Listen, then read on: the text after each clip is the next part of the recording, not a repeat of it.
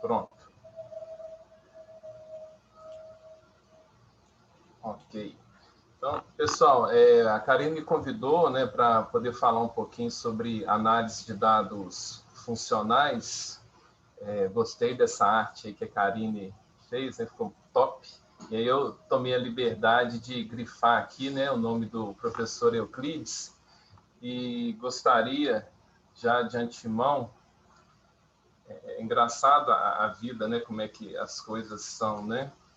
Deixa eu ver aqui se meu passador de slides vai funcionar. Estou acabando com a memória do computador, MATLAB, rodando umas contas, acho que vou ter que fechar um MATLAB. Aí, pronto. Então, aqui, em 2001, né, acho que os mais novos é a turma de Campinas, não sei quem conhece o professor, né? Conhece assim, né? Já ouviu as histórias do professor Euclides, mas em 2001, em Gramado, foi a minha primeira participação no Congresso Brasileiro de Biomecânica. E, assim, foram duas conversas das mais prazerosas que eu tive, né, em termos de aquilo que eu me identificava, né, com a minha formação em física. Então, quando eu encontrei o professor Euclides, né, médico, matemático, estatístico, como é que foi a história? Deixa eu contar rapidamente, né? O Serjão, o professor Sérgio, estava fazendo a apresentação da análise do padrão do chute no futebol. E aí era para analisar similaridades de padrão, né? E eles utilizaram lá uma coordenada esférica. Aí já começou a me chamar a atenção, né? Eu lá como aluno ainda de mestrado da UFMG, assisti a palestra do Sérgio, ao final levantei a mãozinha lá para fazer minhas perguntas, né? Aí o Sérgio virou no momento, ó, essa eu não sei te responder não, você vai ter que perguntar para esse cara aí que está no auditório, que era Euclides, né? E aí depois o Sérgio me chamou e falou assim, ó, ele gostou muito de você, né? Achou você um cara inteligente, tal, vai lá, bate um papo com ele. Aí a conversa começou ainda lá no local do evento, né? Na parte da manhã. Ele virou, e naquela época a gente não tinha esse acesso fácil à internet, né? Aí eu falei assim, não, mas de onde é que veio aquela ideia de utilizar coordenadas esféricas para tratar, né, que é geometria riemanniana, que é uma coisa que a gente vê lá na teoria da relatividade do Einstein, né? Aí ele falou, não, eu tenho um livro, rapaz, já está esgotado, que é esse livro que vocês estão vendo na tela aí. E falou assim, ó, posso te passar, vou fazer o seguinte, vou fazer uma cópia e vou te mandar, né? E assim ele o fez. E a nossa conversa assim, durou bastante, depois rendeu, não sei se o Ricardo estava presente lá na recepção, aquela festinha lá que foi na boate. Melhor deixar quieto, né, Ricardo, esses bastidores, mas era época boa, né? Então a gente foi para lá e aí a conversa continuou regada a vinho, enfim. Foi um papo muito bom e eu convidei para ser banca da minha defesa de mestrado. Infelizmente, logo, não me lembro o ano exato, mas ele faleceu, né? Isso não foi possível, né? Mas é muito bom, assim, né, ver lá ciclo de palestras do professor Euclides Custódio de Lima Filho, né? Então, minha homenagem aqui, acho que é muito bom a gente lembrar dessas pessoas que contribuíram tanto para a biomecânica, assim como o Ricardo, né? O Ricardo continua contribuindo, né? Mas é isso, só essa menção. Foi meu primeiro congresso, né? Tô ficando velho, esse cabelo branco aqui. Bom, dito isto, uma frase aqui, um pensamento, na verdade, né, budista, que eu gosto muito, está lá na minha dissertação de mestrado, vou pedir que vocês leiam aí, né, essa reflexão, e ela vai nortear um pouquinho a minha apresentação aqui.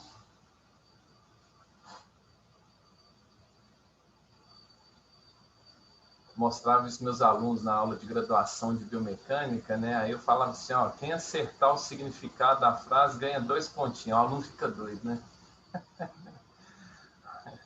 Bom, acho que deu para todo mundo ler aí, né? Então eu vou começar minha apresentação pelo fim, certo? O fim reticências, né? Porque o princípio não tem fim e nem o fim também não, né? Recentemente, nós tivemos a oportunidade de ter 3 artigos aceitos na Journal of Biomechanics, com essa temática, né, que trata da análise de dados funcionais. Aqui já vou deixar uma grande ressalva, assim, acho que é um incômodo que eu tenho, e eu gosto de deixar isso claro para os meus alunos, tanto de bioestatística quanto de biomecânica, que é o seguinte: se a gente falar aqui para qualquer um, né, de vocês, em termos de uma análise cinemática 3D, quais são os cuidados que vocês têm que ter, né, para fazer uma análise, né, bem criteriosa, vocês vão me dizer todo passo a passo, né? Qual que é o receio que eu tenho em relação à análise de dados funcionais? Ela é, entre aspas, uma análise muito antiga, né? Mas que recentemente, devido ao avanço computacional, tem muita gente hoje que disponibiliza rotina para tudo. Então, você vai no R, no Python, isso é legal, isso eu acho a parte boa. Então, em relação à análise de dados funcionais, não é diferente. Nós temos aí os autores, eu vou mostrar daqui a pouquinho, com rotinas prontas, para que você, né, faça lá a sua análise estatística funcional. O grande problema disso, eu vou colocar no nível bem mais simples, né? É igual eu brinco com os meus alunos da disciplina de estatística. Você tem um problema lá que a sua variável não possui distribuição normal, você quer comparar dois grupos, e aí, de repente, você roda um teste paramétrico, um teste T. Aí você fala assim: não, professor, furou o pressuposto, você está utilizando um teste não adequado e o resultado disso é que seu resultado tem viés, portanto, a conclusão está comprometida. Da mesma forma, o lado bom, então, de eu ter esses pacotes disponíveis, seja da análise de dados funcionais, seja do SPM também, que está na moda, não vou abordar o SPM aqui hoje, né? Tem um lado bom, que facilita, mais gente utilizando, né? De acordo com a sua pergunta, né? Só que muita gente vai pela receita de bolo. Então, pega ali a rotina, aplica o dado e vamos embora. Sem verificar pressupostos, né? Quando que eu posso aplicar a situação A, a situação B, daqui a pouquinho eu vou falar mais sobre isso, né? Mas eu não tenho dúvidas que a aplicabilidade da análise de dados funcionais, dependendo da forma que você enxerga o movimento humano, a análise biomecânica do movimento humano, ela traz mais luz ao processo, tá certo? Já já isso vai ficar mais claro. Então, eu coloquei como fim aí, é só para situar assim: professor, eu tenho uma pergunta, eu acho que essa análise aí, né, encaixa, então vou usar a receita de bolo e pronto. Não é bem assim, ok? E onde é que começou, né, meu interesse por essa ainda não definida, né, análise de dados funcionais? Quando eu cheguei ao laboratório de biomecânica aqui da UFMG, estou falando de 1999, ainda como aluno da graduação em física, né, eu estava no 4º período, e aí conversando com o professor Hans, já citado aqui, nosso grande amigo, né, Ricardo, o professor Hans falava assim: eu tenho muito interesse em análise do padrão de movimento. E aí juntou a fome com a vontade de comer, né? Eu era alguém que estava na física, mas tinha uma identidade com o esporte, fui atleta de voleibol, então sempre gostei muito de esporte. Então, por isso que eu fui procurar o laboratório de biomecânica. E ao chegar lá com as ideias que o professor Hans tinha dessa questão de identificação de padrão de movimento, exemplo, né? Será que eu consigo, a partir dos dados de força de reação do solo, a assinatura do indivíduo? Então, o indivíduo caminha ali, eu obtenho aquelas componentes de força de reação do solo e consigo identificar, por exemplo, homens e mulheres, só para situar, tá? Então, eu teria que olhar aquela série temporal, né? Obviamente, aqui nós estamos falando de cinemática, né? Mas eu deveria observar aquela série temporal e identificar alguns padrões característicos do indivíduo, para falar: essa é a assinatura do André quando ele está caminhando, essa daqui é a assinatura da Karine quando ela está caminhando. Isso norteou tanto o meu mestrado quanto o meu doutorado, né? A parte de utilização de redes neurais para reconhecimento de padrões e também análise de séries temporais. E sempre com a marcha, né? Tem um autor, infelizmente eu não consegui o vídeo disso daqui, que era muito legal. Esse autor, aí o Ricardo vai me corrigir se o alemão estiver incorreto, que é o Scholorhon. É um cara que publicava muito de análise da técnica de movimento por meio de séries temporais, ali no início dos anos 2000, até hoje ele ainda publica, né? E aí ele falava o seguinte: se você quer reconhecer um indivíduo pela silhueta, na verdade, um indivíduo que você já conhece, né? Mas se você quer identificar esse indivíduo pela silhueta, é muito mais fácil você ver esse indivíduo em movimento e identificar a silhueta desse indivíduo quando ele está em movimento do que quando ele está parado. Aqui era um videozinho que mostrava exatamente essa questão, tá certo? O professor Hans, ele caminhava, né? Então, pela análise da silhueta, isso é feito hoje, o pessoal que trabalha com reconhecimento de padrão, até em segurança, né?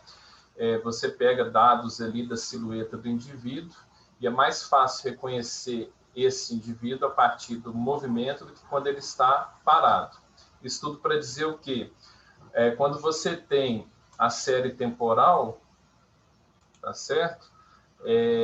Ela contém mais informação do padrão do movimento do que simplesmente alguns eventos. Então, sei lá, estou analisando a marcha, vou pegar a flexão máxima do joelho. Então, vou ter um ponto, né?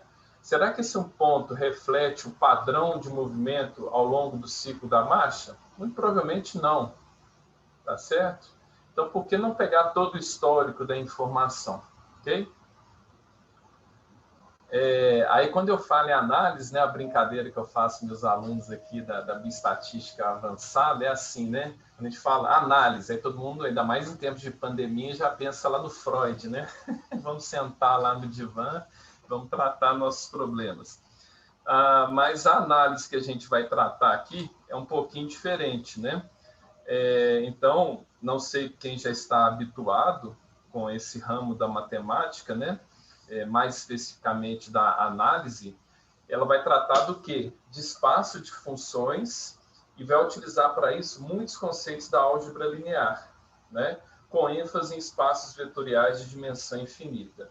Aí tem dois caras que desenvolveram, assim, né, tantos axiomas, leis, né, da análise funcional.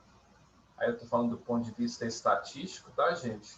Que é o Hansen e Silverman. Eles têm vários livros publicados, inclusive um que tem lá os códigos, né, iniciais para você fazer a sua análise funcional, tanto em R quanto em MATLAB, tá?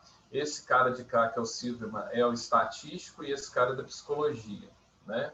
Então, acho que dá uma mistura bem legal. Então, eles foram os responsáveis do ponto de vista da aplicação da análise funcional em modelos estatísticos, na parte inferencial, pelo início do desenvolvimento. Como eu vou mostrar logo, no próximo slide, isso já avançou e muito. Então, aquele livro deles, nós estamos falando do início dos anos 2000.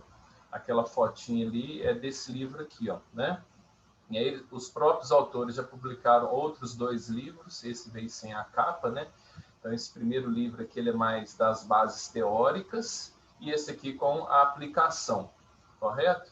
Mas nós temos aqui a parte mais inferencial, a parte paramétrica, perdão, não inferencial, análises paramétricas. Aqui nós temos já a análise de dados funcionais não paramétricas, análise para dados, né, de formas, né, a geometria também está muito bem desenvolvida nesse contexto. Aí tem autor, né, esse chinês aqui, eu tive a oportunidade de conversar com ele, o Zhang, muito bom. O cara pegou só análise de variância para dado funcional, né? Então, se a gente fosse trabalhar por uma analogia, né, vou escrever um livro que vai tratar dos todos os tipos de delineamento de análise de variância para dados discretos. Aí você fala, a nova missa, a nova de missas repetidas e por aí vai. Esse cara desenvolveu o formalismo matemático para diversos tipos de delineamento de análise de variância, tá? Só para mostrar que isso tem avançado e muito nos últimos anos, essa área de estudo. Então, aqui, como eu já disse, né, algumas aplicações da análise funcional. Lembro que eu ainda não defini, né, já defino. A parte de silhueta, né, reconhecimento de padrão da marcha, né? Isso em segurança em aeroportos tem sido utilizado. Aqui um que se aproxima mais da aplicação, não que lá não tenha biomecânica, né? Que tem a biomecânica forense, né? No slide anterior, né? Que tem esse tipo de aplicação. Aqui, dados de crescimento, a gente vai usar esse exemplo depois para entender o passo a passo da análise funcional. Então, dados de crescimento de meninas e meninos que foram acompanhados ao longo de 18 anos. Então, aqui a gente tem as curvas de crescimento, então, estatura em função do tempo. Aí depois ele pega as derivadas, eu vou explicar o porquê, né, tanto para homens quanto para mulheres, pegar a derivada desse sinal, tá certo? Então, a análise funcional também tem essa aplicação. E para o movimento, que é o nosso caso, né? E aí, antes de falar do movimento, ainda nessa parte de álgebra linear que eu mencionei ali, que a análise funcional vai precisar muito, né? Aí tem o famoso espaço de Hilbert. Aí quando eu falo em Hilbert, a maioria já deve pensar nessa figura aí, né? Que constrói capela, né? Isso, faz armário. O Ricardo estava falando mais cedo, né? O que a gente pode fazer na aposentadoria. Se a gente fizer 1/10 que esse cara já fez, tá bom, né? E ele também, e aí obviamente que é uma fake news aqui agora, né? Desenvolveu o formalismo matemático do que a gente chama espaços de Hilbert, certo? Lógico que isso é uma fake news, né, gente? Não foi o Rodrigo Hilbert que desenvolveu os espaços de Hilbert. Quem desenvolveu é essa figura aqui, um tanto quanto menos simpática, digamos assim, que o Rodrigo Hilbert, né? Mas ele foi o cara que desenvolveu toda a parte matemática da análise funcional, tá? No início do século passado, né? Então, só para ilustrar aqui um conceito, que é o conceito de norma, conceito de distância entre duas. Eu vou falar sempre em vetores, para ficar mais fácil para a maioria de vocês. A gente pode pensar que esses vetores são essas duas funções aqui. Então, imagina que a pergunta é a seguinte, né? Eu estou fazendo análise do padrão de movimento de um atleta meu e eu quero ver a evolução dele ao longo do tempo, tá? Então, vamos pensar lá no arremesso de peso, ok? Estou filmando esse meu atleta, fazendo uma análise cinemática 3D, tá certo? E vou analisar a técnica desse movimento. Então, imagina que eu quero ver a evolução dele ao longo do tempo, ok? Só que ao invés de pegar, por exemplo, não sei se vocês estão vendo meu braço, que deve estar vendo, né? O quanto que ele estendeu o cotovelo e pegar assim, vou pegar o máximo de extensão, vou pegar um ponto só, o máximo que ele estendeu o cotovelo ao final do movimento. Vou falar assim, não, eu vou analisar toda a amplitude de movimento ao longo do tempo. Tá certo? Estou falando isso para essa articulação do cotovelo, mas obviamente que isso pode ser feito no espaço n-dimensional, ok? Se eu for tratar essa série temporal que eu tenho aqui, imaginando que esse Gzinho aqui, ó, seria a série temporal da amplitude de movimento, né, do cotovelo. Aí estou pegando só um plano também. André, posso fazer uns 3 planos, fazer uma 3D? Claro, isso depende da sua pergunta. Mas para facilitar a nossa vida aqui, vamos imaginar que eu estou considerando apenas a ADM de flexão e extensão do cotovelo, nesse movimento. E aí eu vou ter minha série temporal, ok? Que é a minha série temporal aqui, a F, que é uma série de dados ordenados no tempo, né? Que obviamente a frequência de aquisição aí vai influenciar. Então, apesar lá do software te dar uma linha contínua, a gente tem que lembrar que isso daqui é uma série, né, discretizada de pontos, ok? Ao longo do tempo. E aí eu vou tentar o quê? Eu quero ver o quão aquela tentativa 1 desse atleta é próxima da tentativa 2 dele, após uma intervenção, por exemplo. Eu fiz alguma correção na técnica e quero ver o quanto que ela modificou. Uma medida que eu posso ter aqui é uma medida de erro entre essas duas funções, tá? A medida de erro nada mais é do que a área entre essas duas curvas aqui, ok? O que a gente chama tradicionalmente de erro quadrático médio, e na notação da análise funcional, ela nada mais é, estão vendo esse símbolo aqui? É tipo um colchete, tá, gente? Que lá na parte de análise funcional, a gente chama de produto interno, lá na álgebra linear. Tá? Então, o que eu quero encontrar é o produto interno dessas duas funções f e g, e ele vai ser dado pela integral definida de a até b, né, que são os limites de integração aqui, ó, a e b, de f de x vezes g de x, né, com esse passinho aqui. Todos estão, só para eu situar um pouco, eu não sei como é que é a dinâmica de vocês, mas vocês estão habituados com essa notação aí de integral? Só para eu poder ter uma ideia aqui, pode responder no chat, por favor. Estou com o chat aberto. Só fala assim, André, você está falando de integral, norma, tal. Eu tenho alguma familiaridade ou não? Familiaridade zero. Se tiver familiaridade, só responde sim. Se não tiver familiaridade com esses termos, responde não, por favor, aí no chat. Relembrando é ótimo. Agora o Ricardo só dá aquela olhada assim, né? Vamos ver quem vai passar na disciplina. Ok? Tem mais gente, né, que não é de Campinas, então todos sabem tudo. Muito bom, Ricardo. Mas beleza. Para aqueles que não tiveram contato ainda, não estão familiarizados, não precisa ficar assustado aqui não, tá, gente? Eu vou falar, vamos dizer assim, o superficial aqui, só para vocês terem uma ideia do que a gente está querendo, né? Então, como eu tinha dito, essas funções aqui, eu vou tratá-las como vetores só para facilitar a nossa vida. E aí, olha que legal, né? Quando eu quero achar essa norma aqui, essa distância entre essas duas funções, eu pego lá meu vetor f, e projeto nesse subespaço aqui que vai ser gerado. Daqui a pouco eu vou falar aqui que é a base de um espaço vetorial, que é um conceito importante quando eu falo de análise funcional, né? Mas para o momento, então, quando eu falo assim, eu quero calcular qual que é a norma aqui, qual que é a distância entre essas duas funções. Então, faz a projeção de f nesse subespaço. Então, o meu g, lembra lá do g? Nada mais é do que a projeção ortogonal de f, e aí eu tenho que ter um critério. Aqui ele adotou o critério de aproximação via mínimos quadrados, né? Ou quadrados mínimos.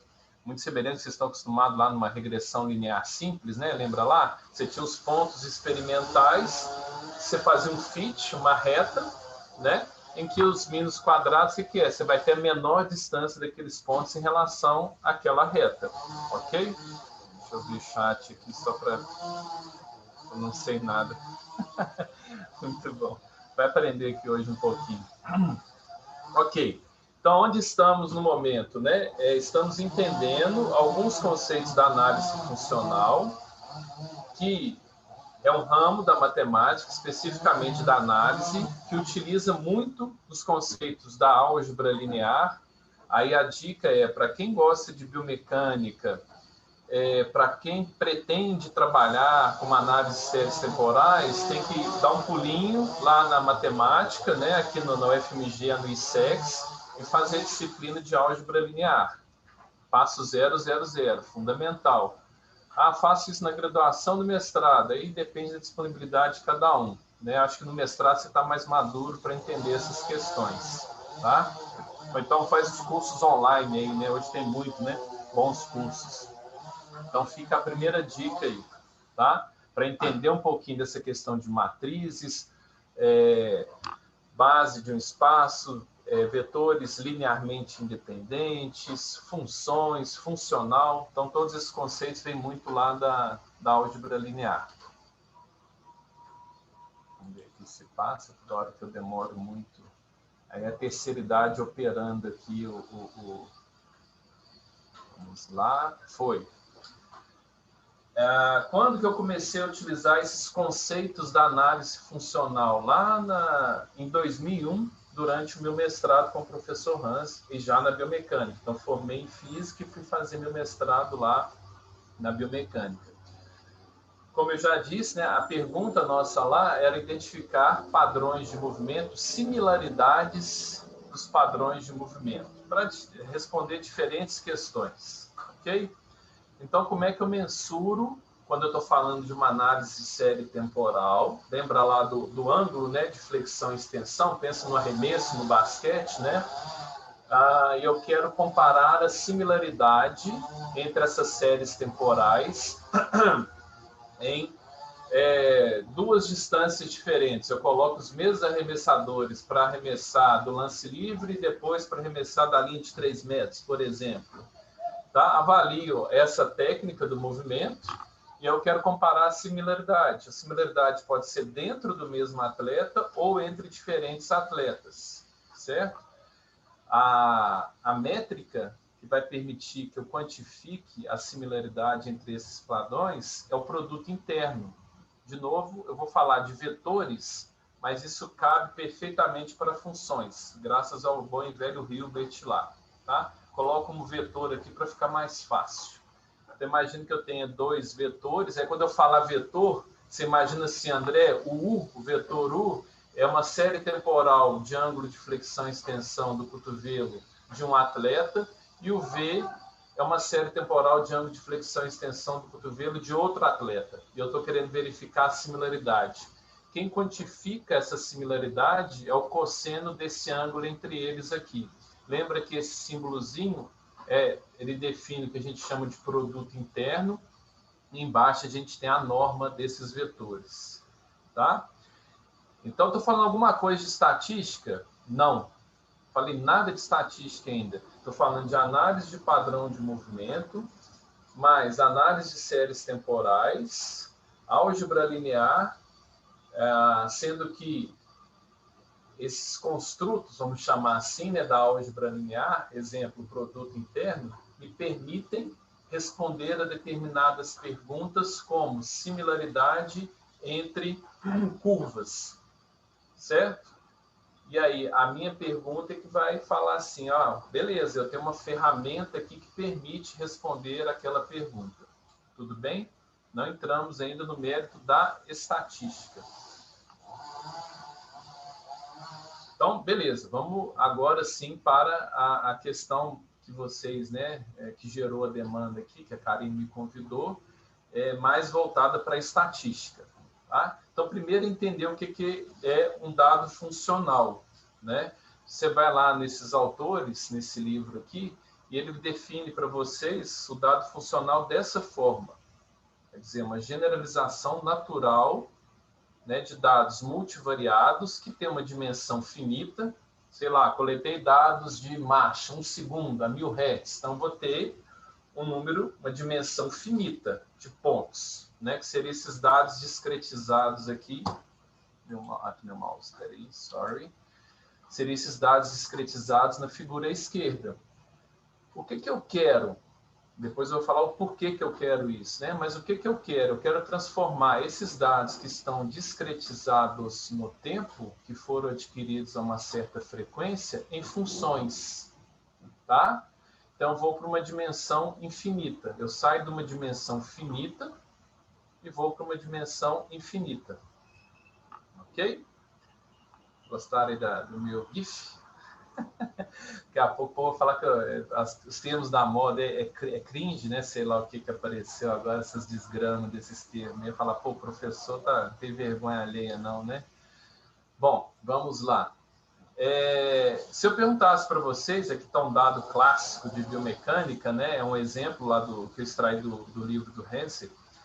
Quais são as características mais óbvias desse gráfico aí abaixo? Eu vou ter, vocês vão falar assim, pô, tem uma grande quantidade de informações, né? Você está adquirindo uma grande quantidade de dados, ok? A frequência de aquisição é elevada, a gente percebe isso aqui pelo número de pontinhos, né? E nós temos algumas tendências, que eu vou chamar aqui de padrões, que são similares, que se repetem ao longo do tempo, certo? Qual que é a característica de um dado funcional? Um dado funcional, ele precisa de dados que vão ser suaves e que mudam continuamente ao longo do tempo, né? Eu não vou aprofundar muito aqui na questão da matemática, não, porque acho que não é o objetivo. O objetivo aqui é um primeiro contato, né? Introduzir os análises de dados funcionais. Mas quando a gente vai aproximar, eu não vou utilizar o termo interpolar por enquanto, não. Vou falar, quando eu for aproximar esses dados brutos pela minha função, que é o que está descrito matematicamente aqui, ó, eu tinha os meus dados YJ, né, no tempo, ok? Cada observação aqui é um valor de Y. E o que eu quero? Eu quero representar por uma função, que eu chamei aqui de XTJ, e obviamente que eu vou ter o quê? Um erro. André, então você está fazendo um modelo de aproximação. O termo usado em análise de dados funcionais é o modelo de suavização, vem de smoothing, suavização, tá? E não interpolação. Mas então estou utilizando uma função, um funcional, que vai representar essa série temporal aqui que eu tinha previamente. Tudo bem? O domínio, isso é extremamente importante, né? Geralmente o domínio que a gente trabalha na biomecânica é o domínio temporal. Então tem um dado de força-tempo, ângulo-tempo, alguma coisa no tempo, tá? Mas não necessariamente a minha base aqui, meu eixo X, precisa ser o tempo. Poderia ser o espaço, poderia ser tempo e frequência. Dá um exemplo, né? Estou fazendo análise de dados eletromiográficos, tinha lá a pergunta X, e quero fazer uma análise de domínio tempo e frequência. Eu posso utilizar o conceito do funcional? Sim. Aí a escolha, que eu vou definir como base, já, é que vai ser o passo importante. Ok? Então, por enquanto, o que a gente sabe é o que são dados funcionais e quando eu vou utilizá-los. Então, quando eu tenho uma grande quantidade de informação, é só pensar na análise de todo mundo, aí quem trabalha com análise cinemática 3D, então é uma festa, né? Grande volume de informações, frequência de aquisição alta, e uma certa dependência, né? Imagina que aqui são várias tentativas do mesmo indivíduo. O indivíduo está aprendendo vou voltar lá no arremesso, no basquete. O indivíduo está aprendendo uma tarefa. E você está fazendo a aquisição lá, análise cinemática. Então, você tem várias tentativas desse mesmo indivíduo. Então, você tem uma correlação, uma dependência, tanto entre uma curva e outra, quanto dentro da mesma curva aqui, ó. Correto? Então, isso é uma limitação da análise multivariável. Alguém fala assim, André, beleza, você tem um grande conjunto de dados, você tem uma área da estatística, que é a análise multivariada de dados, que permite tratar esses dados aqui.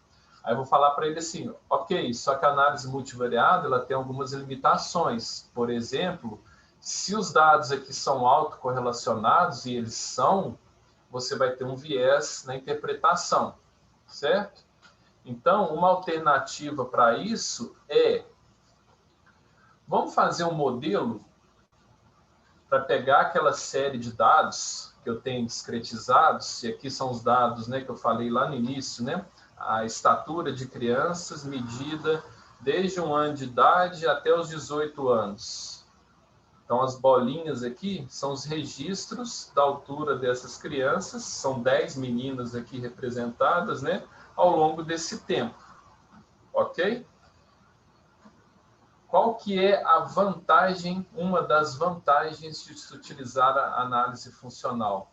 A análise funcional, meu modelinho já está ajustado aqui, vocês estão percebendo, né? Esse é o fit que está aqui.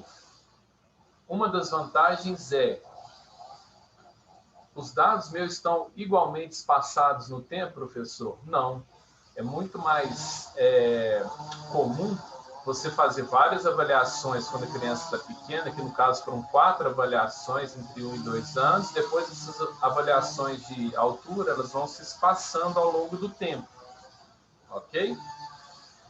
Então, uma vantagem da análise do funcional é que ela fala assim, problema nenhum se as minhas observações são igualmente espaçadas, como geralmente a gente trabalha nas nossas análises em biomecânica, mas hoje, como está na moda os sensores iniciais, é muito comum, pelo menos os que eu já vi aqui, que a frequência dele oscila ao longo do tempo. É tipo o mouse, né? O mouse ele não fica com a frequência de captura ali constante. Às vezes ele dá uns gaps. E aí o pessoal geralmente faz trabalha com a média, né? Então, para análise funcional, não seria um problema os meus dados não estarem igualmente espaçados no tempo, ok? Aqui eu só estou ilustrando, depois eu vou mostrar no exemplo mais à frente, eu vou falar desses dados aqui de altura, então no momento eu só peço que vocês guardem.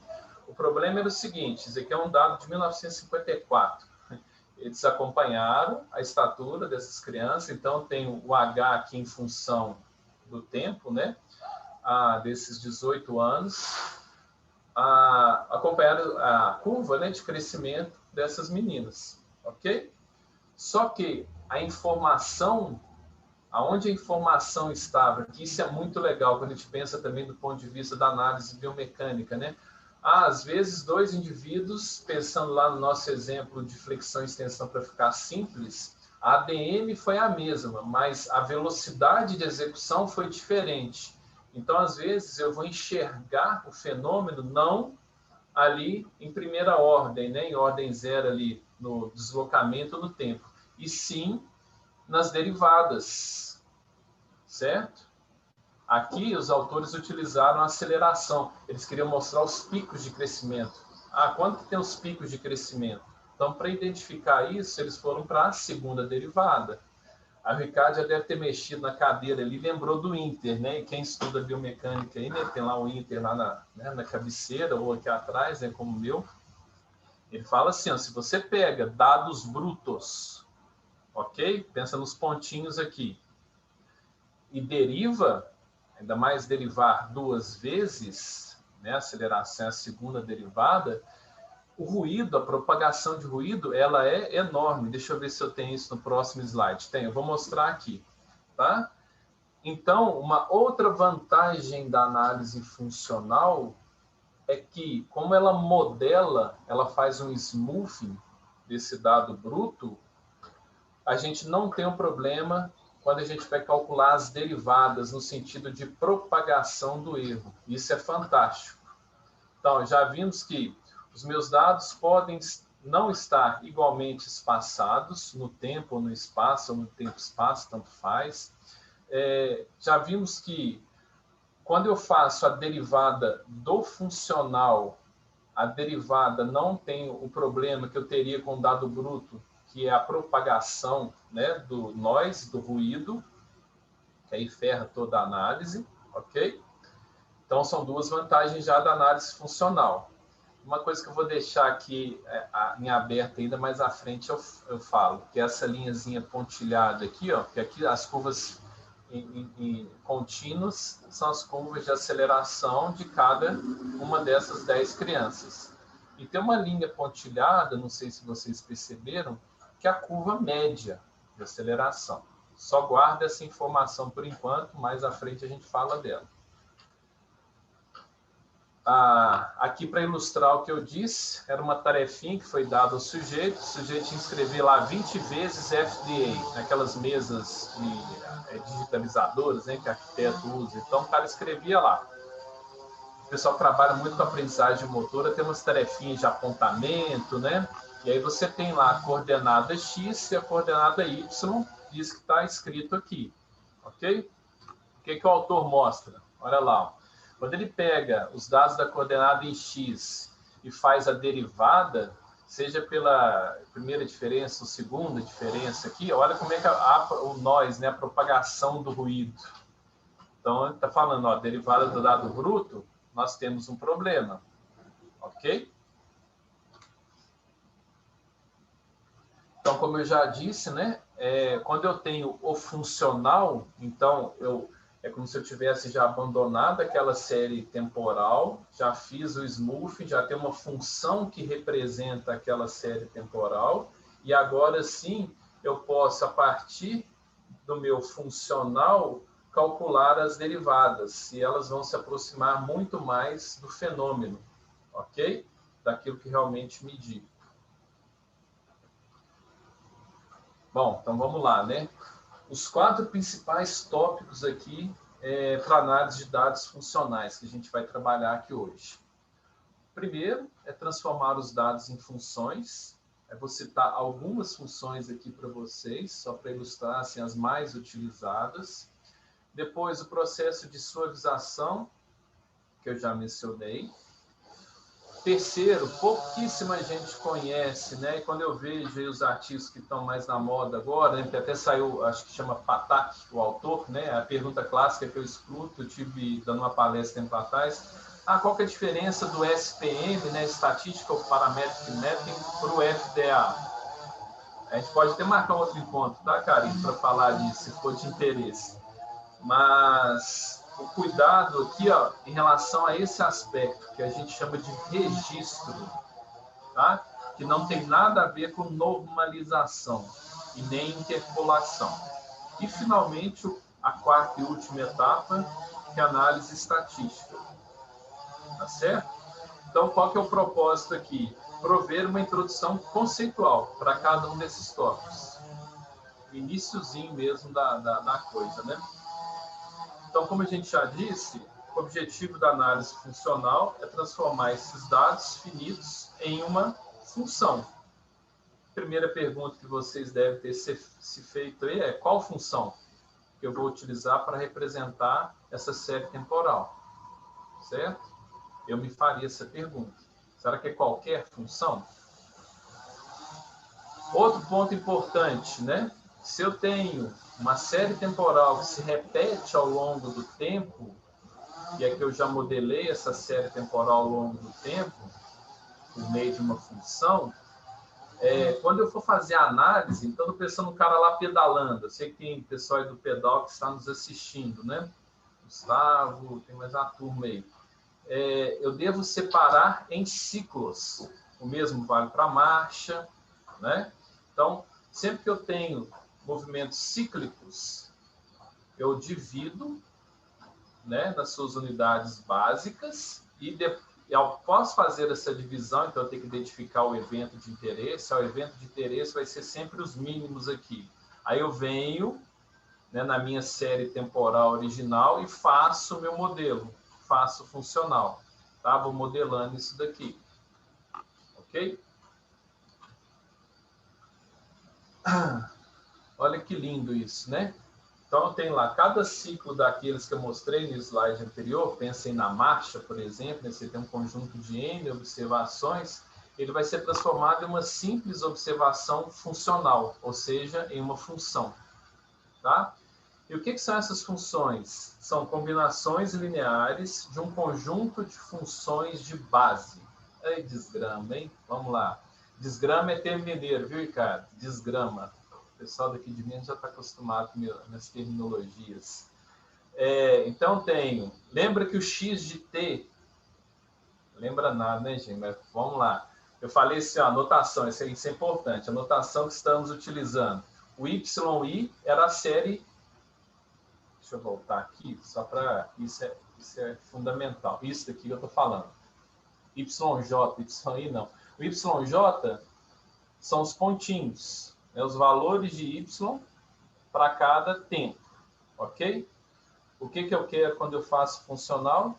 Eu vou aproximar uma função, é disso que a gente vai falar lá agora, que é o x de t, né? E obviamente que eu vou ter um erro ali embutido. Tudo bem? Então, voltando aqui. Mais um. Isso. Então, lá, estão falando do x de t agora, que ele é dado por essa combinação linear de um conjunto de funções de base, em que C, indo de 1 até K, representa os coeficientes dessa função, e φ de K representa as minhas funções de base. Aí vocês estão falando que desgrama é essa, né? Então, vamos lá. Primeira coisa que a gente tem que entender é uma base. De novo, eu vou falar de base vetorial, espaço euclidiano, bonitinho, mas isso cabe generalização.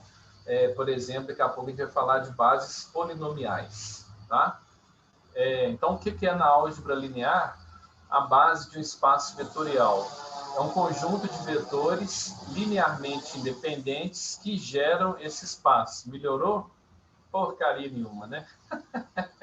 Então, imagina esse vetor aqui, ó, cujas coordenadas são 4 e 3, certo? Aqui eu tenho os vetores, que eu chamo de vetores normalizados, que eles têm norma 1, tá certo? Então, se ele está no eixo X, obviamente que vai ser 1 aqui na coordenada X e 0 em Y. E o V2 ele vai ser 0 em X e 1 em Y, tá? Então, quando eu faço a projeção do meu vetor nessa base vetorial aqui, R2, eu falo assim, ó, se esse cara aqui, a magnitude dele é 4 em X, ele vai valer 4 vezes V1, certo? Então, eu escrevo ele nessa base. Da mesma forma, eu escrevo a componente aqui vertical 3 em função dessa outra base. Então, V1 e V2 são a base desse sistema vetorial. Importantíssimo, eles são vetores ortogonais. Se eles são ortogonais, o ângulo entre eles é 90 graus, eles são independentes. Então, lembra daquela questão de autocorrelação na minha série temporal? Então, quando eu pego a minha série temporal e lembra que eu estou fazendo uma analogia aqui, que a minha série temporal está sendo tratada como esse vetor, tá certo? De valores correlacionados. Quando eu represento a minha série temporal nessa base, né, ortogonal, essa base, além de ser ortogonal, nesse caso ela é ortonormal, porque a norma dela é 1, essa base ela é constituída por funções independentes entre si. Isso é uma grande sacada, tá? Tira aquele problema da correlação, ok? Que eu mencionei previamente. Tudo bem, pessoal? Tranquilo aí? Bom, aí qual que é uma das primeiras decisões que a gente tem que tomar, né? Qual que é o tipo de base que nós vamos escolher que serão apropriadas para representar nossos dados? Aí tem 3 bases, né, que são as mais utilizadas, tá? Fourier, B-splines e polinomiais. Muita gente deve estar acostumado a trabalhar com essas bases, principalmente quem tem sistema de captura aí, né? Faz um fit lá para ver o erro e tal, tal, tal. Daqui a pouco eu vou falar um pouquinho sobre isso, como eu disse previamente, né? O que é interpolação e o que é a diferença dela para o smoothing, para uma suavização. Vamos ilustrar, né, um pouquinho para ficar mais fácil o entendimento. Então, a primeira base que eu vou utilizar aqui são as bases polinomiais. Mais que isso, são bases monomiais. O polinômio é 1. Então, imagina o meu dado aqui. Isso aqui é uma série temporal do clima lá em Vancouver, né? Observado ao longo de um ano, ok? Em vermelhinho aqui. A primeira base, né, é uma constante, 1. Está sendo representada aqui em azul. Aí preste atenção que eu vou acrescentar agora mais uma base para tentar fitar, modelar essa série temporal. A próxima base é o T, ok? É o Y igual a X, que é essa vermelhinha aqui, ó. Então, quando eu somo essas duas bases, obviamente cada um vai ter um peso, o peso é dado por aquele coeficiente, então uma soma ponderada, a aproximação da minha série temporal original é essa reta em azul. Você vai falar, não, que porcaria, né, de aproximação. Aí eu acrescento mais um monômio, t ao quadrado, parábola aqui, ó, bonitinha. Então, quando eu somo essas 3, eu já tenho algo que se aproxima mais do dado medido. Não satisfeito, eu insiro ali o t ao cubo. Tá aqui, ó, em azul. Está fitando melhor. T a quarta potência, certo? T a quinta potência, tá quase, né? E aí tem um reticências. Daqui a pouco eu falo disso, tá bom, gente? Beleza. Então, falar, então, professor, tá fácil. Tem um recurso lá no MATLAB que ele tem lá, esqueci o nome agora do Toolbox, CFTool, que eu acho que chama. Que ele tem lá essas bases para fazer, não só essa, tem Fourier lá, eu vou aproximar então e pronto, né? Tá tudo resolvido. Ele me dá inclusive os coeficientes de cada um desses monômios aqui, né? Lembra que os coeficientes são o Cacilda Becker, era para voltar. Desculpa, viu, pessoal? Só para aqui, ó, isso é importante de novo, né? Então, lá, minha função em função do tempo, ela vai ser dada pela soma, que é a combinação linear, o termo utilizado em álgebra, né, de um conjunto de funções de base. A primeira base que a gente utilizou que foram as bases monomiais. Então, tinha lá 1, t ao quadrado, t ao cubo, nananana. Para cada uma delas vai ter um coeficiente associado. Então, vai ser uma soma ponderada que permite reconstruir a minha série temporal. Ok? E aí a gente chegou nisso daqui. Qual que é a grande limitação dessa base e por que ela não é utilizada? Quando eu pego a derivada dela é uma aproximação muito ruim do fenômeno. Então, aqui no caso, eu tenho dado, né, de temperatura ao longo dos dias e a primeira derivada, certo? Quando eu pego, então, que seria a derivada, o valor obtido a partir de um modelo matemático, uma equação diferencial. Então, seria o valor preciso, tá? E aqui o modelo estimado por aquele conjunto de bases monomiais. Perceba que ela não captura nem de perto a complexidade no meu modelo. Então, se eu estou pensando na análise biomecânica, falar assim, ó, eu vou ter que tratar lá, não vai ser o θ, não é a variável mais importante. Quando eu falo θ, eu estou falando do ângulo, tá, gente? Vai ser o θ ponto, que é a velocidade angular. Então, bases monomiais não são boas candidatas para modelar meus dados. Elas podem funcionar bem para o θ, mas não vão funcionar para o θ ponto. Segunda derivada, então, piorou. Tá certo? Nesse sentido, né, da metade do século passado, retrasado, quer dizer, as bases de Fourier ganharam força. Né? De novo, começamos com a constante aqui igual a 1, o dado é o mesmo, tá? Usei para exemplo aqui. Agora teremos o que? Os senos e cossenos, né? Acho que Fourier, pelo menos, deve ser mais próximo da maioria de vocês, não sei.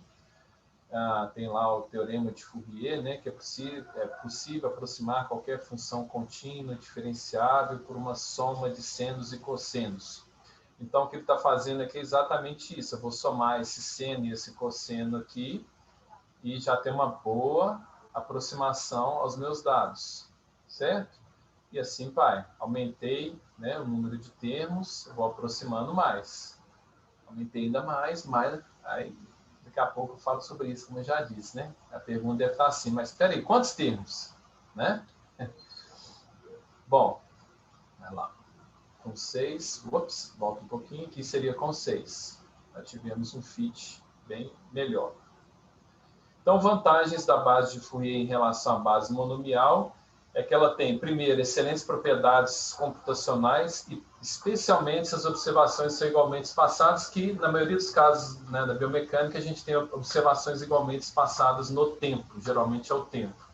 Ela descreve bem, como todo mundo sabe, né? Então, se eu estou analisando marcha, ciclismo, ciclo da pedalada ali, o que for. Então, dados periódicos, base de Fourier, legal, desde que grifa, sublinha, caixa alta, né? Esses dados sejam estacionários, né? Que ele pode ser periódico e não estacionário. Estou rabiscando o ar, né? Ótimo isso, professor, muito bom. Dado não estacionário é dado que salta de patamar. Pensem no dólar, né? Há 3 anos atrás, aí tinha lá a série temporal do dólar, depois ele foi subindo, subindo, então você tem uma mudança de patamar. Isso é um dado não estacionário. Ok? Mas se meu dado for bem comportadinho, estacionário, periódico, base de Fourier, muito boa. E além disso, outra grande vantagem, modelei meu dado, não tenho mais os problemas lá no cálculo das derivadas em relação à propagação do noise lá do ruído. Então, a grande vantagem aqui em que a base de Fourier, quando eu preciso de trabalhar com a derivada, vou trabalhar com velocidade e aceleração. Olha como é que ela fita, ela se ajusta bem, ela consegue manter a complexidade. E ela é fácil de calcular. Derivada de seno e cosseno, quem fez cálculo 1, aí, né, antigamente era muito comum, né? O pessoal me perguntava assim lá na biomecânica, professor, disciplina, eu quero fazer mestrado, doutorado em biomecânica, disciplina você sugere? Sugeria 3, cálculo 1, álgebra linear e física 1. Porque lá em física 1 vai ver conceito de integrar, derivar, só que aplicado, né, no contexto mais da mecânica, né? Só que eu sempre sugeria, melhor dizendo, o cálculo 1 por último, né? Depois eu explico por que se der tempo. O tempo nosso aqui é curto. Vamos lá. Outra base extremamente importante, eu não vou ficar mostrando a construção de cada uma delas aqui, é a beta-splines. Essa é muito comum em softwares aí no próprio MATLAB a gente tem naquele recurso CFTuner. Se você fizer um beta-spline aqui, ele vai fitar 100% ao seu dado. Aqui estão representadas as funções.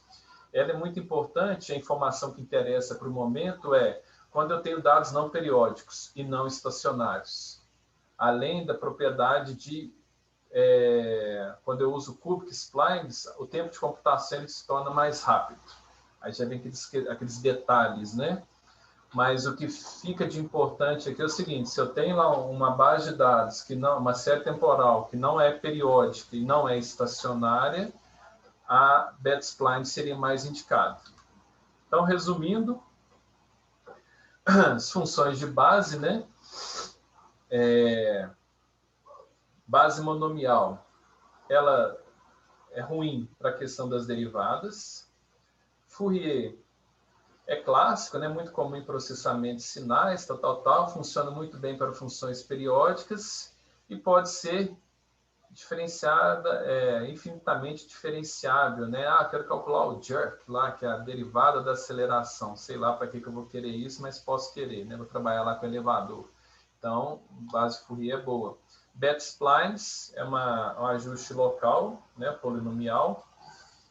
Tem grande suavidade e acurácia, né? E a tempo lá, o custo computacional costuma ser menor comparado às outras. Uma ressalva que os autores fazem lá, o Hansen e Silverman, no livro deles, é que existem outros sistemas de base, né? Então, como eu disse lá atrás, estou trabalhando em dados de eletromiografia, quero ver análise do domínio tempo-frequência. Vou utilizar uma base que chama Wavelet, certo? Permite que eu faça essa análise do domínio tempo-frequência conjugado, não só análise de frequência como é o Fourier, né? A última frase é sensacional, né? Qual que é melhor? Depende dos seus dados. Aquele negócio, não tem melhor, né? Você tem que conhecer o fenômeno. Aí eu coloquei provocativamente aqui interpolação ou suavização, né?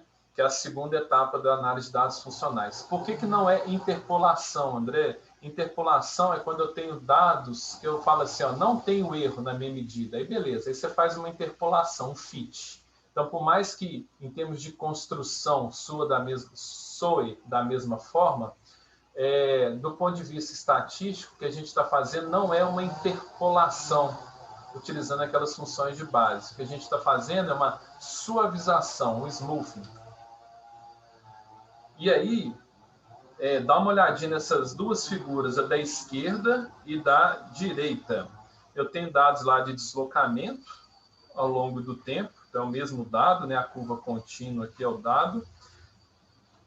Não, perdão, a curva pontilhada é o dado e a curva contínua é o ajuste, o smoothing, né? Utilizando dois critérios diferentes. Antes, um critério de regressão, né? Ambos usaram spline, mas um fez para regressão de mínimos quadrados, já vou falar das limitações, e outro utilizou uma função de penalização, né? Perceba que o ajuste aqui, à direita, foi muito mais sensível que esse outro critério. Aí, de novo, aquela fala minha lá no início, né? Baixei os pacotes na internet. De novo, legal do ponto de vista dos autores deixar disponível para todo mundo utilizar. Mas tem que ter um cuidado muito grande, tem que se apropriar da parte teórica para simplesmente não replicar. Porque às vezes lá na rotina ele está utilizando uma regressão que é via métodos de mínimos quadrados, nesse modelo de suavização.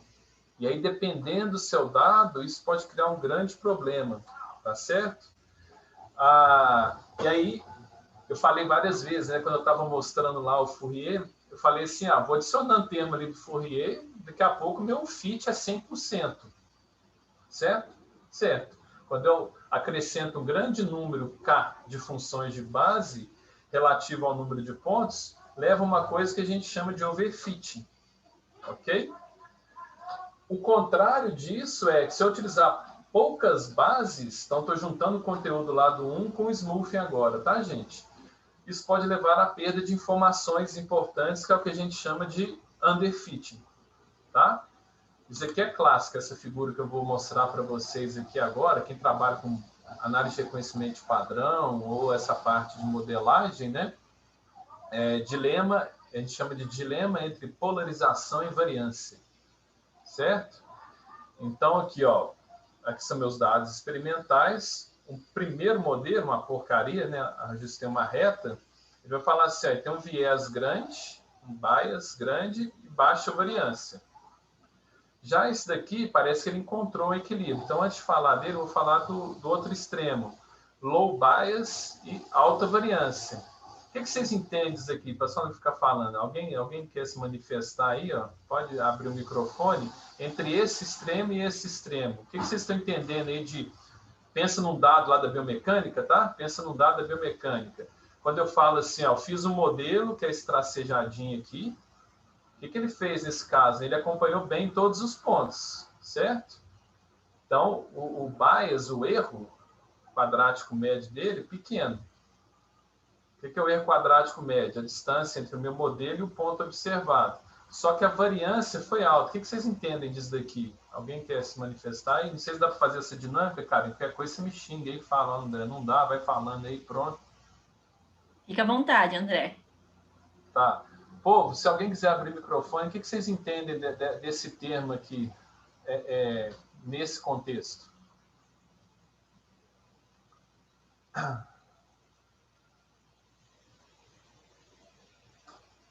Vou fazer um chute aqui. Na verdade, assim, pela escrita, eu não sei se eu consigo responder a pergunta.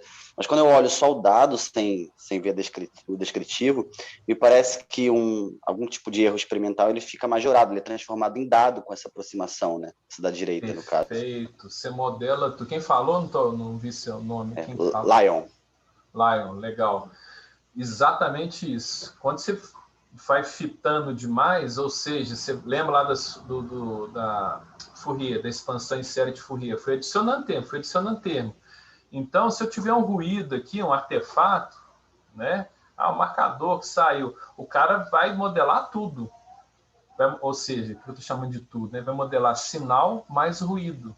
Então, os extremos não são interessantes, nem esse e nem esse. Eu preciso achar um equilíbrio.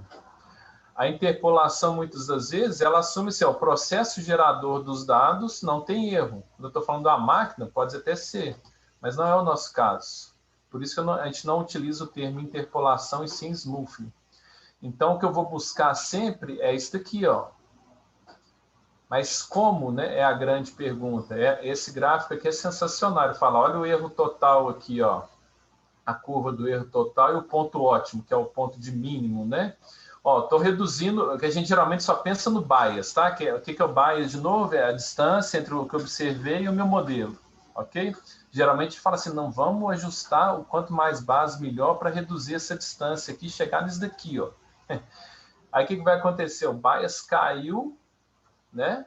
Aumentei a complexidade do meu modelo, aumentei o tempo de custo computacional para calcular e o negócio está lá em cima. Né? O que está lá em cima? O erro total. Ok? Da mesma forma, eu vou ter para a variância do erro. Né? Ela começa pequenininha aqui, aí vai aumentando, vai aumentando. Tá certo? Então, o que eu tenho que achar é um ponto ótimo. Então, vamos lá. Se o mouse ajudar. Pronto. Aí, se você pega o pacote fechado, vou sempre bater nessa tecla, pacote fechado, leia-se a rotina que vem pronta por parte de determinados autores. Geralmente, o critério de suavização de smoothing utilizado é a aproximação por mínimos quadrados. Só que o pessoal deixa ou melhor, não observa essa questão aqui, ó. Para eu fazer essa suavização utilizando a aproximação por mínimos quadrados, os meus resíduos ao redor da curva verdadeira, a curva verdadeira que é a pontilhada, tá? Obtida por um modelo de equações diferenciais, eles têm que ser esses resíduos identicamente distribuídos e independentes, com média zero e variância constante. A gente já ouviu alguma coisa lá em regressão linear, né? Que às vezes o pessoal fica... Regressão linear simples, tá, gente? Que eu estou falando aqui. Às vezes o pessoal fica muito assim, nossa, sua variável tem que ter distribuição normal. Não é a variável, é os resíduos que tem que ter distribuição normal e serem não correlacionados. O mesmo vale aqui, só que aqui é o contexto funcional da coisa, né? Então, a informação importante aqui é, para a maioria dos casos que nós, pelo menos que eu trabalhei até hoje na biomecânica, e o que eu tenho visto também em outras áreas da aplicação, raramente os resíduos são identicamente distribuídos, com média zero e variância constante, e independentes. Por isso, eu preciso de outros critérios para achar aquele ponto ótimo que eu mostrei na figura anterior. Mas antes de mostrar o ponto ótimo, aqui é só a conta, para não falar que eu não falei de contas, né? De como é que funciona a regressão por mínimos quadrados. Igualzinho quando a gente vê lá, estudo regressão linear simples, então tem lá meu YJ, né? O que é o erro? Padrão de estimativa. É a diferença entre Y e meu modelo. O YJ é o valor observado, menos o somatório, que é a combinação linear das minhas funções de base. Certo? Isso é definido novamente, vou lembrar lá, mas aqui em notação matricial, por isso é importante fazer álgebra linear. Então, isso que está representado aqui, a gente prefere escrever na matemática, porque aí fica padrão, todo mundo que bate o olho aqui sabe o que está sendo escrito, né? Na notação matricial ou na notação funcional, que seria a norma. O que eu estou calculando em 4.1 aqui é a norma entre y e o meu modelo, dado pela combinação linear dessas funções de base. Correto? Aí tem outros critérios mais interessantes que envolvem essa função de penalização, né? De novo, como a nossa série temporal ela pode conter ruído, quanto mais, não sei se vocês vão lembrar das curvas de crescimento lá das meninas, né? A curva de aceleração, elas tinham várias modificações. E um critério legal que eu posso utilizar como função de penalização, que está mostrado na equação, é a curvatura. Por isso esse desenho bonitinho aí, ó. Tá certo? Novamente eu lembro do Euclides, né? A primeira vez que eu ouvi falar de curvatura foi com ele. Depois teve os trabalhos aí, belíssimos trabalhos aí do Ricardo, da turma dele, da curvatura da coluna vertebral, né? Enfim. Mas dito isso, neste contexto aqui, eu vou utilizar uma função para penalizar. Quanto maior a curvatura, eu tenho que ponderar isso. E como é que eu pondero isso do ponto de vista matemático? De novo, não assustem, né? Então, sai daquele contexto lá mais simples que eu tinha, no critério de mínimos quadrados, e vou para um contexto um pouquinho mais complexo, em que aí vai precisar da intervenção de quem conhece o que está estudando. Certo? Então, é só para mostrar para vocês que o buraco é mais embaixo. Não é tão simples. Sempre esse cuidado, tá, gente? Essa ressalva, para não sair reproduzindo coisas sem refletir sobre o processo, sem entender muito bem o que está sendo mostrado lá. Então, sobre suavização, isso. Eram essas as informações importantes, né? Que eu tenho que observar sempre os resíduos, verificar se esses resíduos têm distribuição normal. Já adianto que, dos estudos que fiz previamente, raramente eu tive resíduos com distribuição normal e sem estarem correlacionados entre si. Então, geralmente, eu adoto funções de penalização. Essa daqui é um exemplo, tá? De função de penalização. Tem outros critérios, ok? Que vão permitir o que no final das contas? Vão permitir que eu chegue aqui, ó, nesse balanço ótimo aqui. Certo? Os extremos são ruins, estamos vendo isso na política, né? Extremo não presta. Então tem que estar aqui, ó, ok? Beleza. Então vamos avançar. Esse foi o passo 2, passo 3. Que eu mencionei que é o menos, vamos dizer assim, o pessoal tem menos contato, quem trabalha com essa temática, né? Pelo que eu tenho visto. Olha que interessante, né? Aqui são as curvas de aceleração, que a gente já viu, das alturas de 10 garotas. e aí a curva média está aqui. Eu assisti um debate ótimo, tempos atrás, foi assim, né? Eu acho que foi a banca do Bruno Bedo, aí, aluno do Preto. Muito boa, por sinal. Aí estava o professor Felipe Capes na banca, o professor Mochizuki na banca. E aí começou a discussão, eles utilizaram o SPM para fazer as análises. Mas a discussão nem é a respeito do SPM, a discussão é assim. O movimento humano é altamente individual. Perfeito, concordo.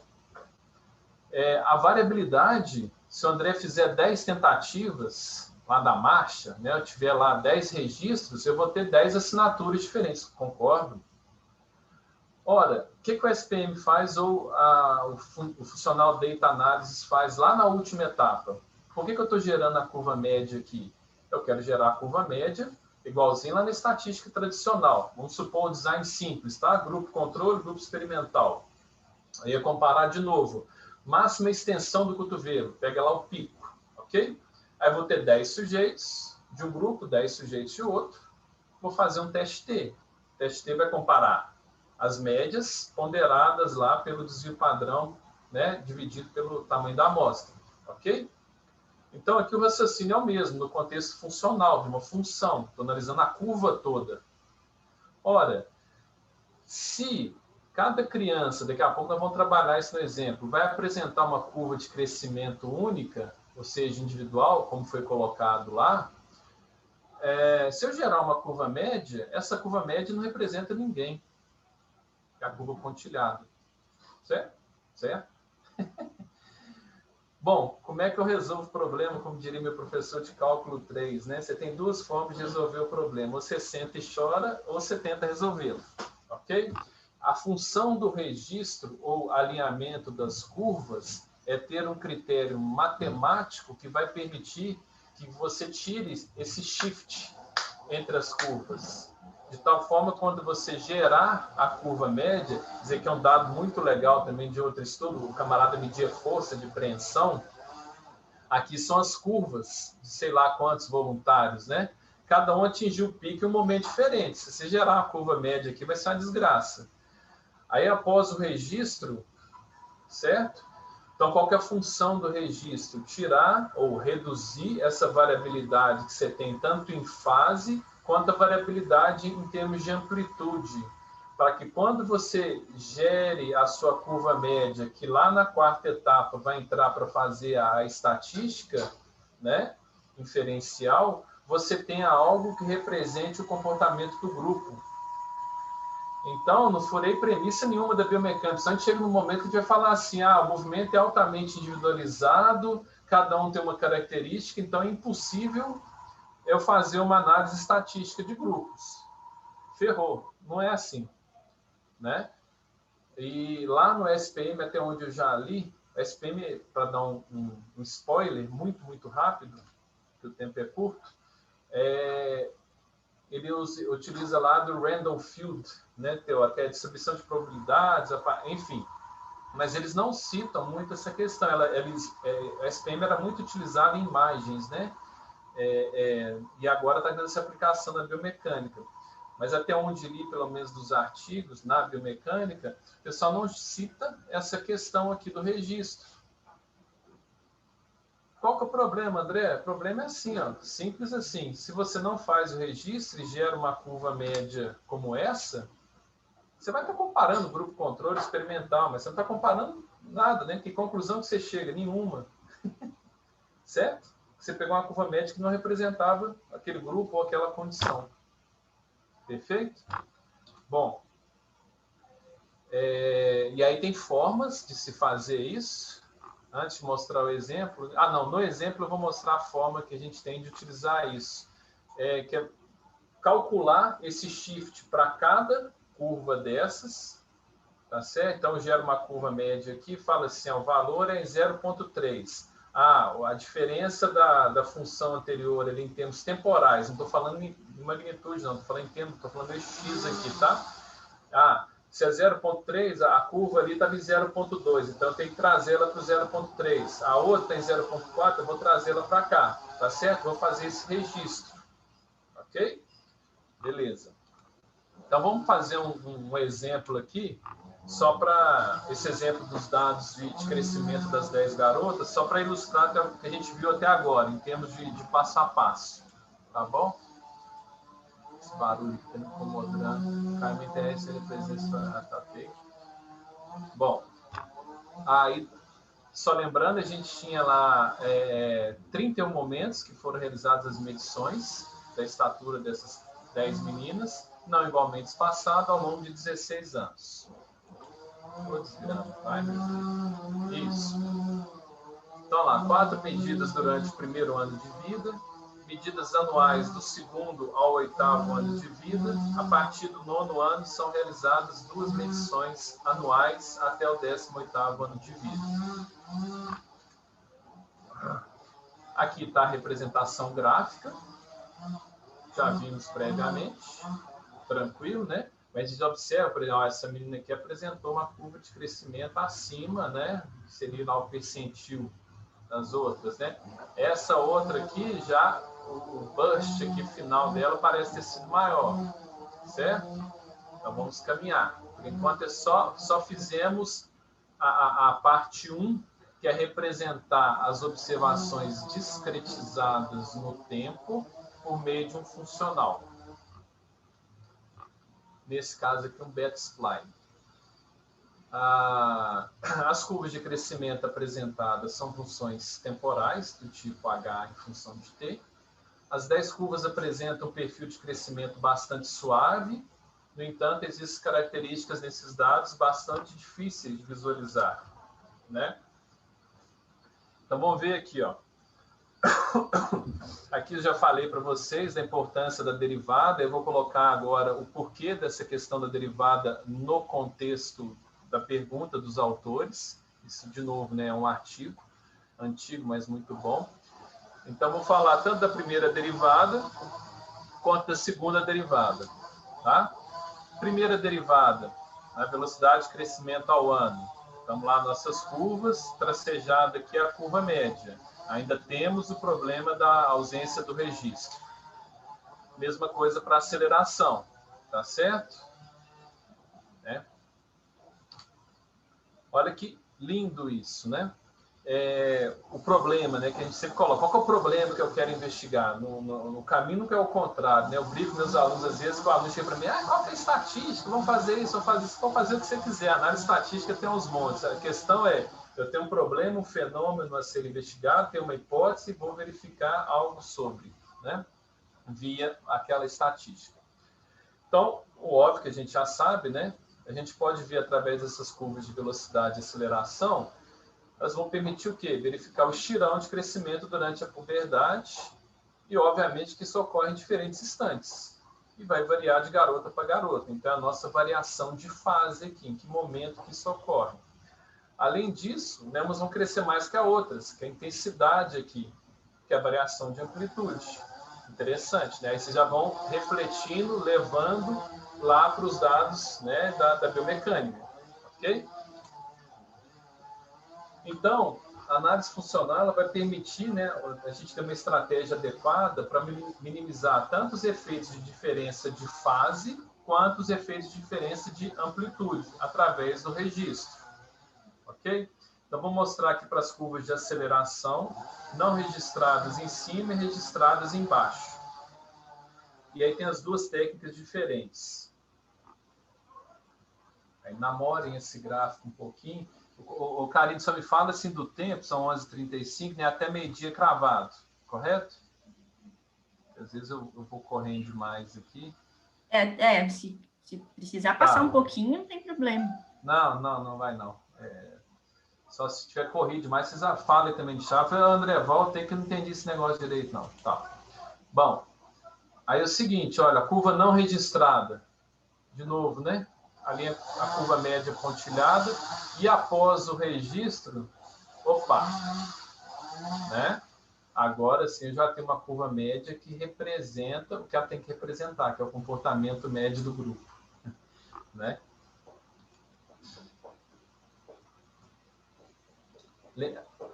Só a parte, gente, eu estou falando de grupo, que é o exemplo aqui das 10 estaturas, mas imagina o seguinte, você tem lá, eu vou lembrar do meu mestrado, eu tinha 80 tentativas de cada sujeito, né, 80 medidas de dado de força de reação de solo para cada sujeito. Eram 30 homens e 30 mulheres. Então, eles caminhavam descalço, calçado, em 2 velocidades distintas. Eu posso fazer essa análise dentro do mesmo sujeito, certo? Então, nada impede que essas réplicas aqui, ó, né? O André tem lá 20 tentativas em determinada condição. Vou gerar a curva média dele. E eu quero comparar o André com ele mesmo. Obviamente, eu tenho que ter um número de tentativas mais expressivo, né? Para fazer essa análise do sujeito, que é uma outra questão bem interessante também, né? Porque às vezes nós fazemos nossas intervenções, seja na biomecânica, enfim, em outras áreas da ciência do esporte, e não encontramos diferenças na média do grupo. Mais determinados sujeitos apresentaram modificação. Então, a gente consegue fazer essa modelagem do indivíduo. Ok? Travou. Aí, só ilustrando mais uma vez. E aqui, mais clean, vou colocar só a média das 2 curvas com e sem registro. Olha lá, olha que bonito.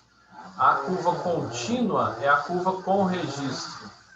A curva pontilhada é a sem registro. Olha aqui as diferenças, né?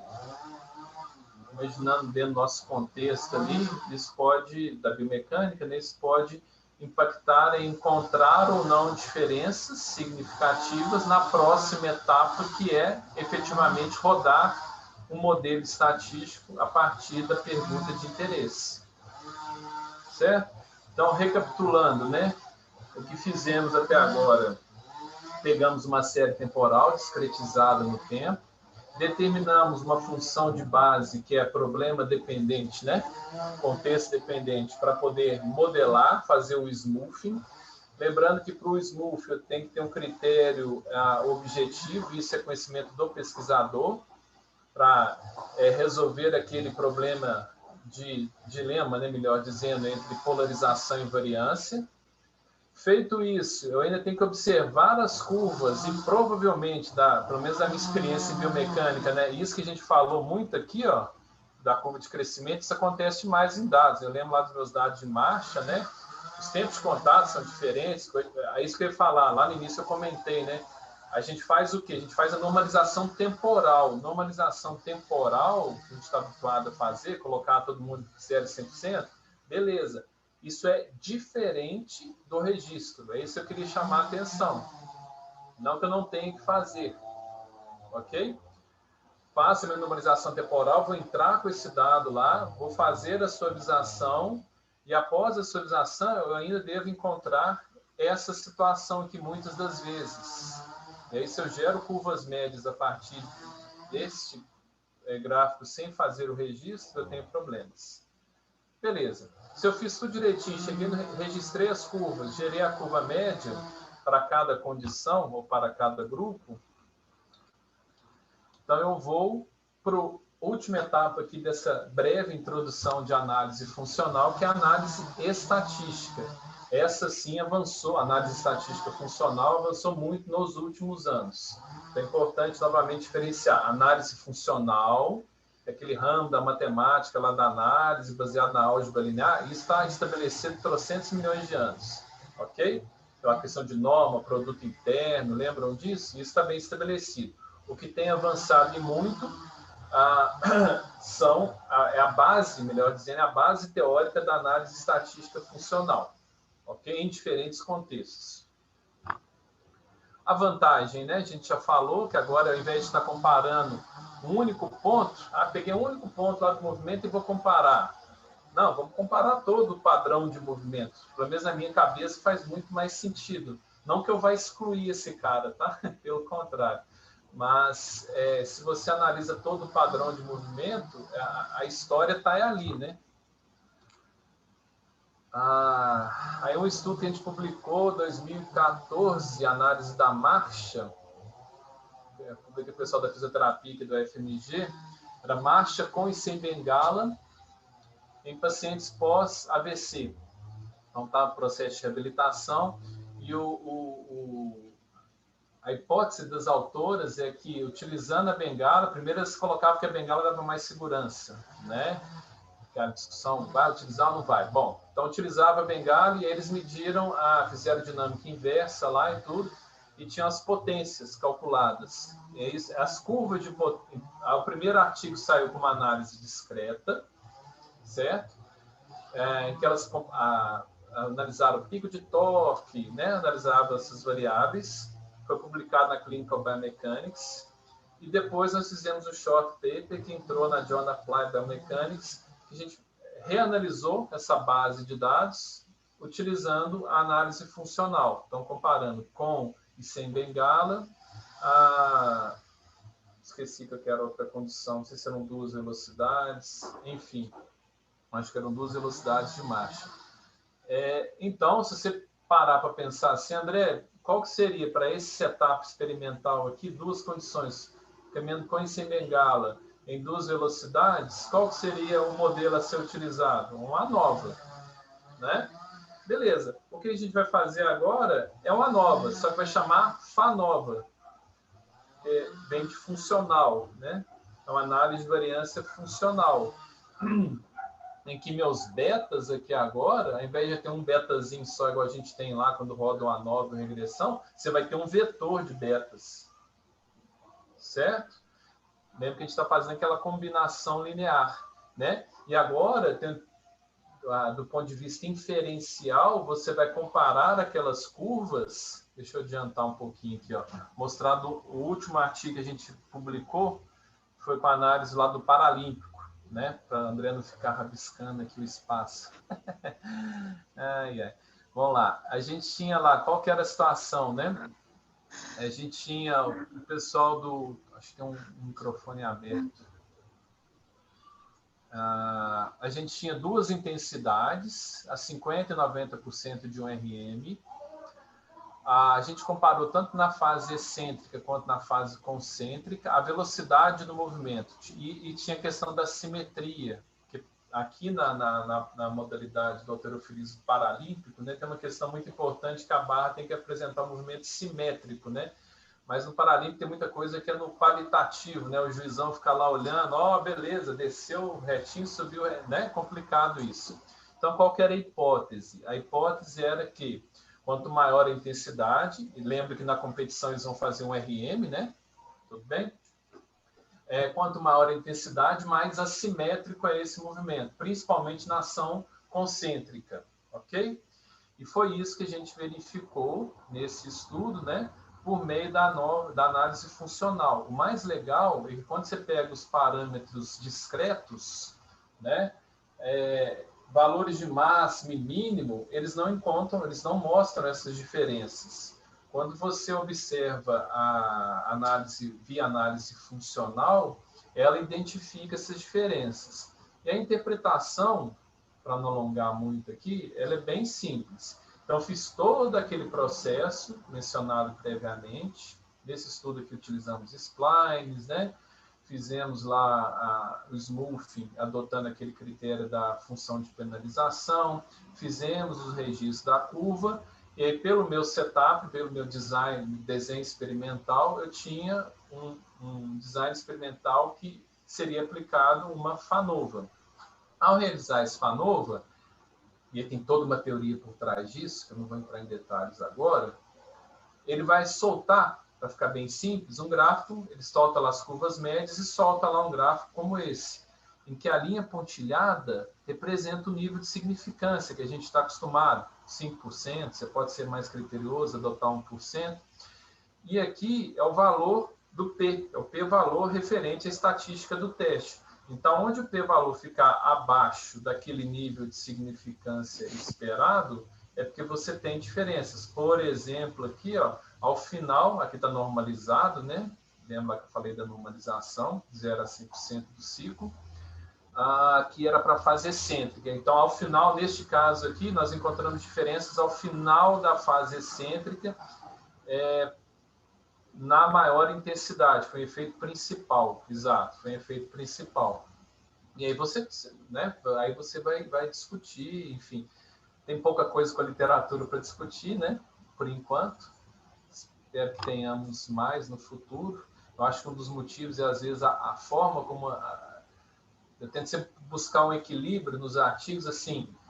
A matemática é importante, ela precisa estar ali sendo mostrada quando eu for escrever análise estatística, sim. Mas eu vejo, às vezes, alguns artigos, até da própria temática de análise funcional, o pessoal escreve aquela coisa tão pesada na análise estatística, um detalhismo matemático tão grande, que eu acho que assusta um pouco o leitor, né? O cara deixa de enxergar o importante, que é isso daqui, né? Quem quiser mais detalhes, busca lá, o autor está lá, o livro, né? A gente cita lá a literatura, mas eu tento sempre ter esse cuidado, falar assim, não é um bicho de 7 cabeças, você tem que tomar esses cuidados ali, mas não é isso tudo, né? Bom, deixa eu ver se tem mais alguma coisa. Então, para falar dessa parte da estatística, né? Nós teremos os modelos lineares, isso. Só que esses modelos lineares, que pode ser um problema de ANOVA, de regressão, cross-correlation, PCA, escambau, tá? Já tem muita coisa desenvolvida para o funcional. Então, aqui eu estou ilustrando tanto esse artigo aí do Paralímpico quanto o outro do ciclismo. Nós utilizamos esse modelo linear aqui, funcional. Perceba que o tempo, ele entra aqui, ó, né? Então, no nosso caso, a gente queria investigar a simetria. Então, isso aqui é do estudo do ciclismo, né? Então, eu vou ter o meu alfa lá, né? Que é um fator com 2 níveis, em função do tempo. Eu tenho o fator intensidade, lá no ciclismo a gente tinha 3 intensidades, também vai ser modelado em função do tempo. Obviamente que eu tenho interação entre esses 2 fatores e tenho resíduo. Certo? Tem muita coisa desenvolvida, mas não tem tudo. O Zhang, eu conversei com ele umas 3 vezes. O Zhang é esse cara aqui, ó. Já estou acabando, tá, gente? O cara desse livro. Deixa eu fazer um retorno rápido. Gostaram do efeito sonoro, né? De ré? É isso, vamos lá. Vocês já estão ficando com fome, cansados. Cadê os livrinhos? Porcaria. Aqui, esse. Eu tenho esse livro aqui. Aí em 2014 comecei a fazer uns contatos com ele, porque em 2015 a gente tinha um problema que se assemelhava muito na tradicional, na estatística tradicional, vamos chamar assim, ao Markov, análise de covariância. Aí comecei a conversar, falei, pô, li seu livro inteiro aqui e não tem ANCOVA, né? E eu tenho um problema que é ANCOVA. A resposta dele, ele desenvolveu muita coisa, não só teórica, como de implementação. Aí a resposta dele para mim foi assim, pois não tem ainda desenvolvido a ANCOVA para dados funcional. Eu falei, que beleza. Se ele não tem, ferrou. Aí começamos a pensar em estratégias lá para poder resolver o problema, mas esse não caminhou muito bem, não. Povo, deixa eu ver aqui se tinha mais algo. Tarará. Não sei se, enfim, deu para dar um panorama geral, mas era isso. Obrigado.